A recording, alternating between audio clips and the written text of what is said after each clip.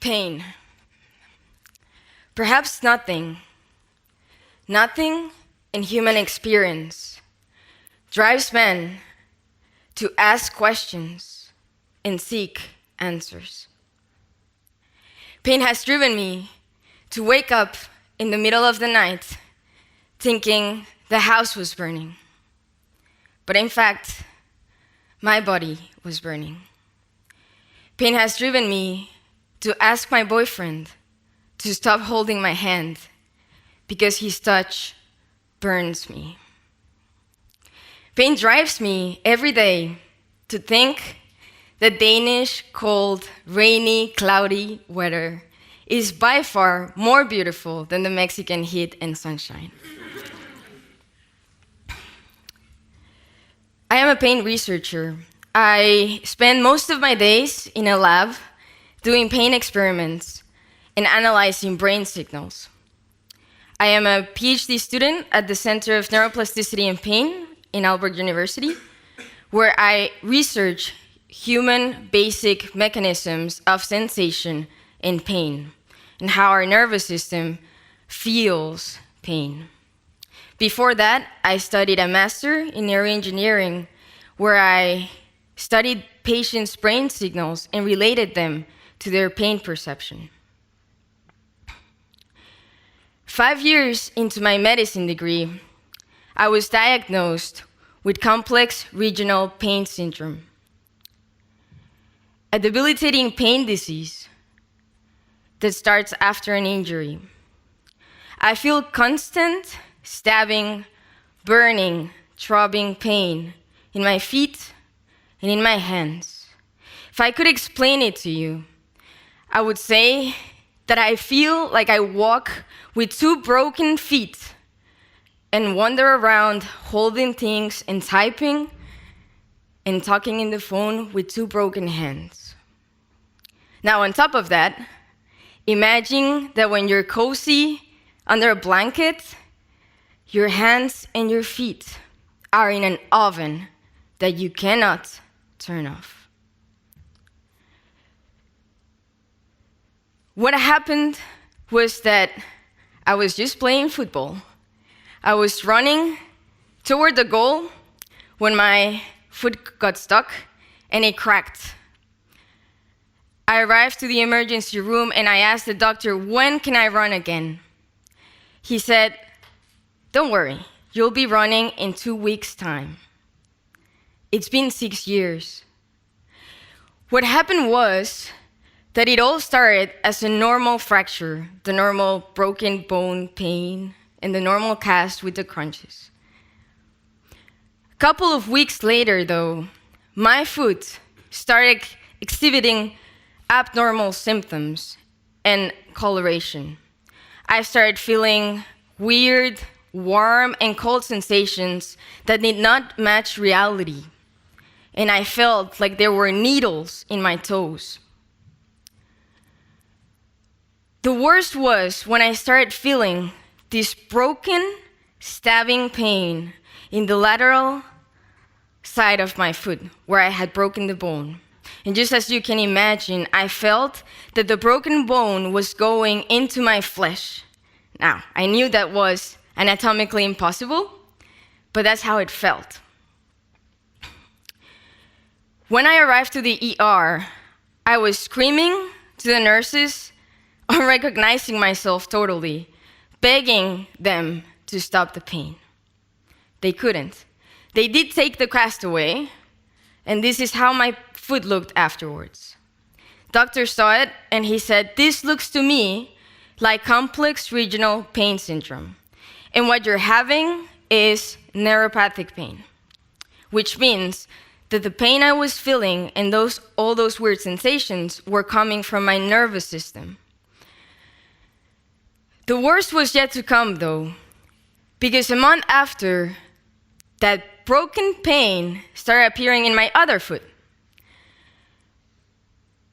And after that, a month later, in my left hand, another month passed, and it started in my other hand. So I had a broken foot first, And I ended up with what felt and what feels like a broken body.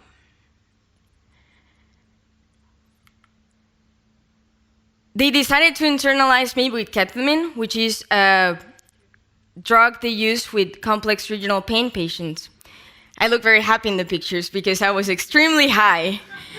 Ketamine is a very intense drug, and besides ketamine, I've been in many opioids such as fentanyl and methadone and you name it. And you see me now walking in a stage as if nothing has happened, but to be here, it has been a long ride. And I was actually, for 8 months, wearing or using these crunches. And after those 8 months, they tried to do a procedure in my back, which means they tried to insert a very big needle to reach some nerve ganglions that lie inside the back. That didn't work, but what it did is that it spread the pain to my back.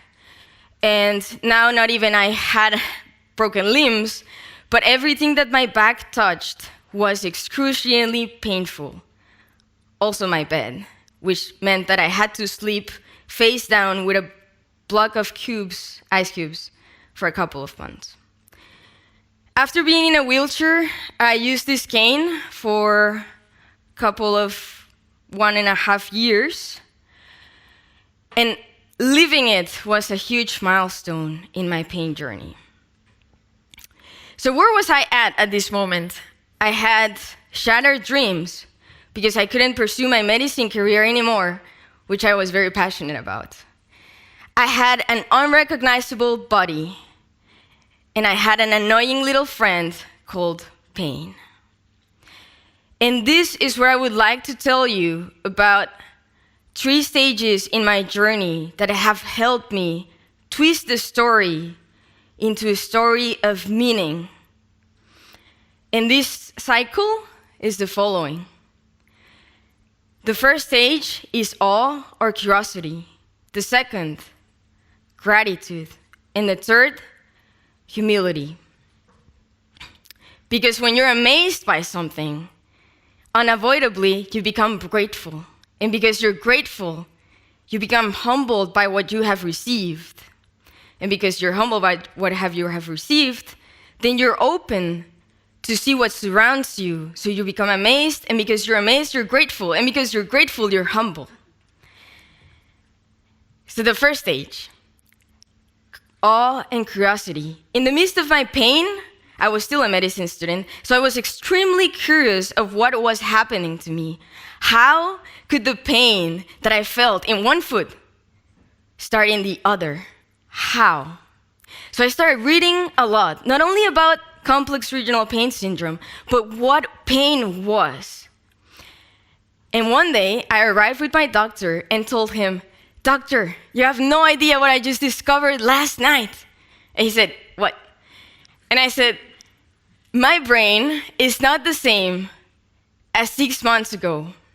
My brain is completely different. It's reorganizing itself. I don't have the same brain. Pain has changed it." He looked at me, "Well, you shouldn't be so excited about that." But I was extremely amazed about what pain could do. And that is called neuroplasticity. And neuroplasticity comes from the Greek and Latin word plasticus, which means to mold. And the brain has a capacity to mold to its input. This is the way it molds to an athlete's training. This is the way a musician's brain molds to its music. In my case, my brain molded to pain. And I was extremely amazed. Second stage. Even though I was extremely amazed, that did not bring my smile back. I was still utterly miserable. I was angry. Imagine that someone is punching you all day long, hard. What do you want to do in return? You want to punch back, and hard. And I did. I screamed, I yelled, I punched the wall, I bought a punching bag. It just made me more aggressive, more angry towards others, towards myself. So here I had to make a decision. Either I continued in this frustration path that was leading me nowhere, or I decided to find something that would channel that anger. And that's when I found swimming. Now, swimming still hurts. Every stroke I give, I still feel a big nail in my palm or in my kick. But I would explain as if, imagine this person is punching you hard, then you go run 42K, a marathon. Then you come back, they keep punching you. They don't stop, but you're tired, so it's all right. They can keep punching you. And that's what swimming does to me. Not only does that, but my coach emphasized on the fact that I had to learn how to feel the water. I didn't care about feeling the water. I was frustrated and angry. But he emphasized, you have to feel the water. So I did. And through feeling the water, I also realized that even though I was overwhelmed with pain, pain did not define me. It was only a fraction of my sensation, even though it was a very big fraction. Which leads me to the last stage, and perhaps the most difficult one, humility. Humility is to walk in the truth of oneself, to walk in self-knowledge. And what is my truth? My truth is that I wake up every day and pain accompanies me in my bike, in my work, in my pain experiments with my friends, watching a movie, and while I go to sleep. And that is a very hard truth to face. Perhaps an even harder truth is that I feel unrelatable many times, that I see the skepticism in people's faces when I talk about my pain, that I saw that unbelievable face in many doctors, until I understood that it was okay. It was okay because pain is in the innermost realm of each one of us, meaning that I cannot touch your pain, no matter how much I love you, no matter how much and how hard I hug you. Your pain is unreachable to me, and so is my pain to you, and that is okay. And the only way I can actually touch your pain is by touching my own.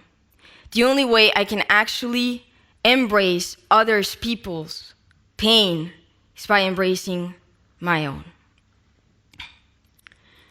So this cycle I live every day of my life. Some days I'm more amazed where pain has taken me. Other days I'm much more grateful for the people I've encountered.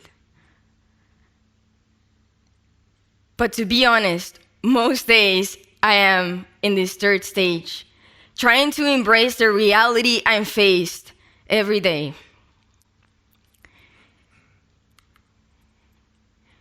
Pain has driven me at the end from being a pain patient to being a pain researcher. But ultimately, it has led me to be a better human.